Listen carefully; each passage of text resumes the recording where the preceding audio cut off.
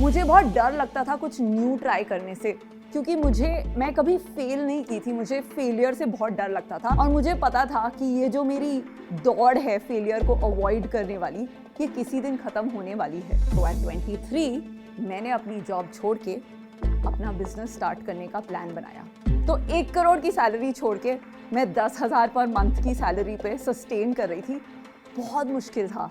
तो हम गए 10-12 इन्वेस्टर्स के पास, हमने जाके पिच किया अपना आइडिया और उन्होंने बोला तुम्हारा क्या एक्सपीरियंस है ब्रांड बनाने में, हम तुम्हें क्यों 1 करोड़ रुपए दें, हम तो उन एंटरप्रेन्योर्स को देंगे जिनके पास एक्सपीरियंस है। तो मैं अपनी जर्नी से आपको ये एडवाइस देना चाहती हूँ जो मैं शार्क टैंक पे भी अक्सर एंटरप्रेन्योर्स को बोलती हूँ। हेलो, मेरा नाम विनीता सिंह है और मैं शुगर कॉस्मेटिक्स की CEO एंड को फाउंडर हूँ। आज मैं बात करूँगी ये कंपनी मैंने कैसे बिल्ड की और किन फेलियर से मैं गुजरी इस मुकाम तक पहुँचने के लिए। क्योंकि मुझे लगता है आजकल सब बहुत जल्दी में है, सबको शॉर्टकट चाहिए। 2-3 साल में क्रिप्टो में 10x करना है और 2-3 साल में अपना एक यूनिकॉर्न कंपनी बनाना है। पर मेरा एक्सपीरियंस ये रहा है कि बिजनेस बनाना मुश्किल है पर नामुमकिन नहीं। आपको चाहिए पेशेंस, कंसिस्टेंसी और ईयर्स ऑफ हार्ड वर्क। तो मैं अपनी स्टोरी के थ्रू आपको ये बताऊंगी। तो मैं स्टार्ट करती हूँ अपने बचपन से। तो मैं अपने पेरेंट्स की ओनली चाइल्ड हूँ और मेरे पेरेंट्स दोनों PhD डॉक्टर्स हैं। मेरे डैड बचपन से बोलते थे कि वो वर्ल्ड में सबसे ज़्यादा प्रोटीन्स डिस्कवर करना चाहते हैं जिनसे ड्रग्स बनते हैं, जिनसे कैंसर और ऐसे डिजीज़ेस क्योर होते हैं। और वो अपनी एम्स की लैब में सुबह से रात तक काम करते थे। तो मुझे बचपन से पता था कि मैं जो भी करूँगी वो इंडिया में बेस्ट नहीं, वर्ल्ड में बेस्ट होना चाहिए। बचपन से मेरे पेरेंट्स ने मुझे काफ़ी इंस्पायर किया कि मैं अपनी पढ़ाई पे बहुत ध्यान दूँ। मैं गुजरात में आनंद करके एक छोटा सा शहर है, वहाँ पे बॉर्न हुई थी एंड मैं अक्सर अपनी नानी के साथ भावनगर में रहती थी जो गुजरात में है। पर फिर मेरे पेरेंट्स दिल्ली मूव कर गए क्योंकि उनको अपॉर्चुनिटी मिली, मेरे डैड को एम्स में, मेरी मॉम को ICMR में।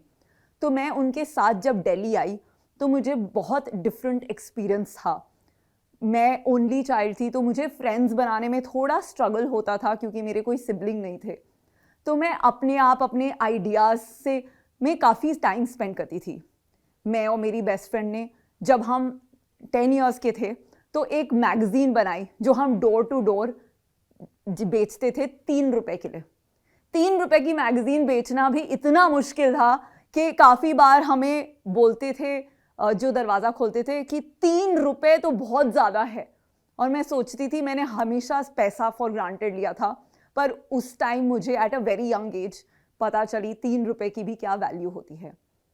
मुझे पता था बचपन से कि मैं इंडिया के बेस्ट इंस्टीट्यूट IIT में पढ़ूंगी और उसके बाद IIM अहमदाबाद जाऊंगी। और मेरे लिए काफ़ी आसान था IIT JEE IIM अहमदाबाद के एंट्रेंसेस क्रैक करना। और फिर मैं IIT में काफ़ी स्पोर्ट्स भी खेलती थी, पर मैंने नोटिस किया कि मैं हमेशा वही स्पोर्ट्स खेलती थी जिसमें मुझे पता था मैं अव्वल नंबर हो सकती हूँ, मैं गोल्ड जीत सकती हूँ। मुझे बहुत डर लगता था कुछ न्यू ट्राई करने से, क्योंकि मैं कभी फेल नहीं की थी, मुझे फेलियर से बहुत डर लगता था। तो मैं फेलियर अवॉइड करती थी।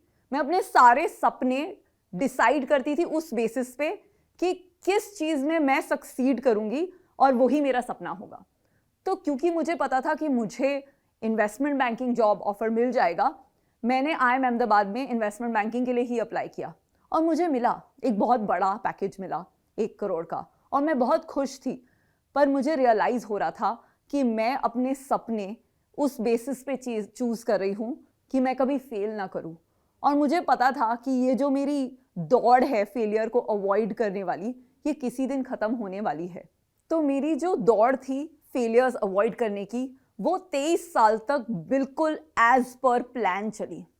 एंड तब मुझे रियलाइज़ हुआ कि ये जो मेरे अभी तक के एम्बिशन थे, IIT जाना, IIM जाना, इन्वेस्टमेंट बैंकिंग करना, ये तो हर इंसान के एस्पिरेशन होते हैं। इसमें कुछ मेरी अपनी पहचान नहीं है। ऐसा मुझे लगा कि जो मुझे करना है, क्या मैं वो रिकॉग्नाइज कर रही हूँ कि मैं वही कर रही हूँ जो सब चाहते हैं मैं कर पाऊँ और जो मुझे लगता है मैं अच्छे से कर सकती हूँ। तभी मैं जब आईआईटी में थी तो मैं काफ़ी बुक्स पढ़ती थी और मुझे एक इंस्पिरेशन थी कि मैं एक दिन अपनी कंपनी बनाऊंगी। पर वो जो आइडिया है कि अपनी कंपनी स्टार्ट करने का, मुझे पता था कि उसका मुझे अभी तक एक्सपीरियंस नहीं है। तो मैंने सोचा कि लाइफ में अभी तक बहुत ही स्टीरियोटिपिकल स्टैंडर्ड करियर हो गया, अभी कुछ ऐसा ट्राई करते हैं जो मुझे अपनी आइडेंटिटी हेल्प करता है रिकग्नाइज करने के लिए।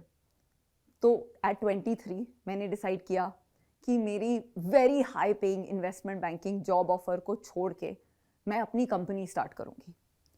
ऑनेस्टली अगर मुझे पता होता कि कंपनी स्टार्ट करना एंड चलाना इतना मुश्किल है और मैं नेक्स्ट 10-15 साल में इतनी बार फेल होंगी, मैं वो डिसीजन शायद नहीं ले पाती।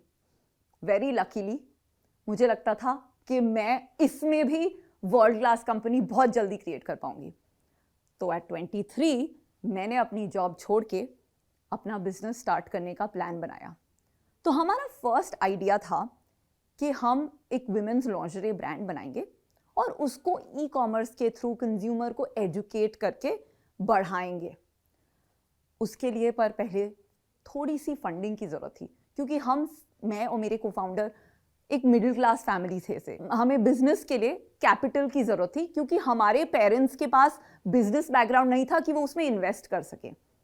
तो हम गए 10-12 इन्वेस्टर्स के पास, हमने जाके पिच किया अपना आइडिया और उन्होंने बोला, तुम्हारा क्या एक्सपीरियंस है ब्रांड बनाने में, टेक्सटाइल में, हम तुम भी क्यों 1 करोड़ रुपए दें, हम तो उन एंटरप्रेन्योर्स को देंगे जिनके पास एक्सपीरियंस है। तो इतने रिजेक्शंस हो गए थे कि जैसे कोई ब्रेकअप के बाद सोचता है कि अब मैं लाइफ में रिलेशनशिप नहीं करूंगी, ऐसे मैंने डिसाइड किया मैं लाइफ में इन्वेस्टर से पैसे नहीं लूंगी, अपने आप बूटस्ट्रैप करके कंपनी बनाऊंगी। तो जब आप बूटस्ट्रैप करते हैं तो एक hand to mouth kind of existence हो जाती है, जहां रोज आपको क्लाइंट से पैसे लेने पड़ते हैं एंड फिर आपकी सैलरी आती है, आपकी कंपनी में सबकी सैलरी आती है। तो 5 साल हमने एक सर्विसेज कंपनी चलाई बूटस्ट्रैप करके, जहां हम क्लाइंट्स को बैकग्राउंड वेरिफिकेशन सर्विस देते थे और उनसे पैसे लेते थे। मैं बॉम्बे में आके ये बिजनेस जब स्टार्ट की, मैं 10,000 रुपए पर मंथ कमाती थी। तो 1 करोड़ की सैलरी छोड़ के मैं 10,000 पर मंथ की सैलरी पे सस्टेन कर रही थी। बहुत मुश्किल था। तो जब मैं वो सर्विसेज बिजनेस करती थी तो उसमें मुझे समझ आ गया कि ये इतनी जल्दी स्केल नहीं करेगा, बिकॉज वही जो प्रॉब्लम थी कि too young and too inexperience जो मेरे इन्वेस्टर्स को मुझसे थी, वही प्रॉब्लम हमारे क्लाइंट्स को भी थी कि हम तुम्हें क्यों बिजनेस दें, हम उनको बिजनेस क्यों नहीं दें जो 25 साल से सेम चीज करते आए हैं। तो उनको कन्विंस करना सुबह से शाम तक और ऐसे बिजनेस पे काम करना जो मेरा पैशन नहीं था, मुझे बिल्कुल पसंद नहीं था। और मैंने पहले तो सोचा, क्योंकि मैं मैराथन्स भागती हूँ, मुझे क्विट नहीं करना था। मैंने बहुत सालों तक सोचा कि कुछ भी हो जाए मैं क्विट नहीं करूंगी, मैं ये करती रहूंगी। पर 5 साल बाद जब मैंने देखा कि इतने सालों में मैंने एक कंपनी बनाई है जो 3-4 करोड़ का टर्नओवर करती है, प्रॉफिट है, पर वो कभी दुनिया की सबसे बड़ी कंपनी नहीं बनेगी, तो मैंने डिसाइड किया कि अभी वो मौका आ गया है कि मैं ये छोड़ के वापस ऐसा बिजनेस क्रिएट करूं जिसमें मैं जेन्युइनली पैशनेट हूं। और वो था ऐसा बिजनेस जो विमेन को केटर करता है, बिकॉज मुझे पता था कि अगले 20 साल में जो बिगेस्ट चेंज इंडिया में आने वाला है वो है यंग विमेन एज कंज्यूमर्स। तो रिसर्च करते करते मैं और मेरे हस्बैंड ने एक अपॉर्चुनिटी देखी जहां हम beauty and personal commerce care में एक ई कॉमर्स कंपनी बनाना चाहते थे। तो 2012 में हम दोनों ने ये कंपनी स्टार्ट की। अब जब हम ये बिजनेस स्केल कर रहे थे, हमें बहुत प्रॉब्लम्स आई, क्योंकि उस टाइम इंडिया में लोग ब्यूटी प्रोडक्ट्स को ऑनलाइन शॉप नहीं करना चाहते थे, उनको स्टोर में जाके सीखना था उनको कैसे लगाना है। और दूसरी बात ये थी कि जो बड़े बड़े ब्रांड्स थे वो ये यंग विमेन जो सोशल मीडिया पे थी, जो ई कॉमर्स में शॉप करी थी, उनमें बिल्कुल दिलचस्पी नहीं रखते थे। उनको बड़ा मार्केट चाहिए था, रिच ओल्डर विमेन का। तो वो प्रोडक्ट्स भी ऐसे ही बनाते थे जो यंग विमेन को बिल्कुल अपील नहीं करती थी। तो हमने बहुत रिसर्च की, हमने अपने कंज्यूमर से बात की, देखा कि वो कैसे प्रोडक्ट लगाती है, और हमने ये एक्सपीरियंस किया कि हमारी कंज्यूमर्स मेकअप खुद के लिए पहनती हैं। वो इसलिए पहनती हैं क्योंकि उन्हें मेकअप पहन के पावरफुल और कॉन्फिडेंट फील होता है। तो हमें रियलाइज हुआ कि एक मेकअप ब्रांड की पहचान वो है कि वो अपने कंज्यूमर को कॉन्फिडेंस दे, ना कि उन्हें 3 शेड्स गोरा कर दे या फिर उन्हें ऐसी पिंक लिपस्टिक दे जो उन्हें सूट भी नहीं करती पर कोई फिल्म स्टार को सूट करती हैं। तो हमने बहुत मेहनत करके ऐसे प्रोडक्ट्स बनाए जो आप लगाओ तो सुबह से रात तक चलेंगे, जिनके कलर्स आपको सूट करेंगे। और हमने एक कॉम्प्रोमाइज नहीं की प्रोडक्ट क्वालिटी में, क्योंकि हमें पता चला कि अगर आप प्रोडक्ट दुनिया का सबसे बेस्ट बनाओ और उसे अफोर्डेबल प्राइस पे दो तो आपको टीवी पे ऐड करने की जरूरत नहीं है, आपको मार्केटिंग में बहुत पैसा खर्चने की जरूरत नहीं है। आपका प्रोडक्ट आपको जो वर्ड ऑफ माउथ पब्लिसिटी देता है वो एब्सोल्युटली इरिप्लेसेबल है। तो हमने शुरुआत की एक बहुत स्ट्रॉन्ग प्रोडक्ट से और ऐसा हुआ। ई-कॉमर्स वेबसाइट्स पे हजारों कस्टमर्स रिव्यूज डालने लगे कि ये उनकी बेस्ट लिपस्टिक एवर है। और ये भी हुआ कि सोशल मीडिया पे women started wearing sugar lipsticks और उससे दूसरी विमेन को पता चला इन प्रोडक्ट्स के बारे में। तो धीरे धीरे बिना मार्केटिंग में पैसा डाले हमने अपनी ब्रांड को एक बहुत ही लोकप्रिय ब्रांड बनाया। हमारी 3000 करोड़ की वैल्यूएशन है और ऐसा लगता है लोगों को कि शुगर बहुत तेजी से बढ़ा है, पर मेरा ये मानना है कि शुगर के पीछे एक बहुत लंबी जर्नी है, एक बहुत लंबी जर्नी है of failing, learning, trying, failing, learning, trying. और मुझे लगता है कि जैसे हमने in spite of all the failures एक बड़ा बिजनेस फाइनली बनाया, आज कोई भी जो अपनी लाइफ का 10-15 इयर्स डेडिकेट करे एक पैशन के पीछे और कंसिस्टेंटली रोज मेहनत करे और उसमें बिल्ड करे, वो एक वर्ल्ड क्लास कंपनी बना सकता है। पिछले 15 सालों में मुझे काफ़ी इन्वेस्टर्स से रिजेक्शंस मिले। मैंने ये रियलाइज़ किया है कि सबसे बड़ी कमी हमारे इकोसिस्टम में थी इन्वेस्टमेंट की और राइट एडवाइस की।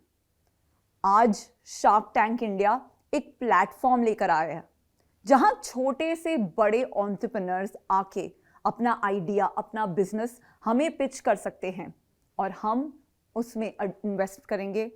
हम उन एंटरप्रेन्योर्स के साथ पार्टनर करके उनको राइट एडवाइस देंगे कि कौन से स्टेप्स नहीं लेने हैं फेलियर अवॉइड करने के लिए और कैसा अपना ब्रांड बनाना है।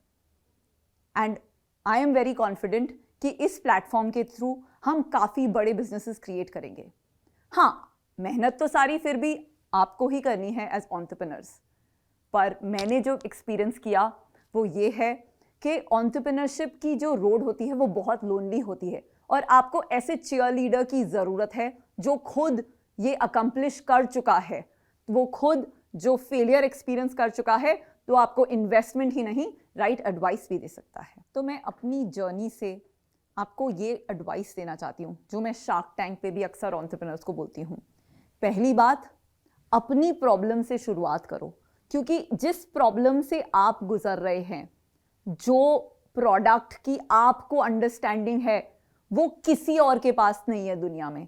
तो ये मत सोचो कि मुझे मैन्युफैक्चरिंग नहीं आती, मुझे ब्रांडिंग नहीं आती। अगर आपको अचार पसंद है, अगर आपको कॉफ़ी पसंद है, आप उसका बिजनेस स्टार्ट करो जिसमें आपका पैशन है और जो आपको लगता है जिसमें वर्ल्ड क्लास प्रोडक्ट अभी अवेलेबल नहीं है। दूसरी बात, बड़ा सोचो।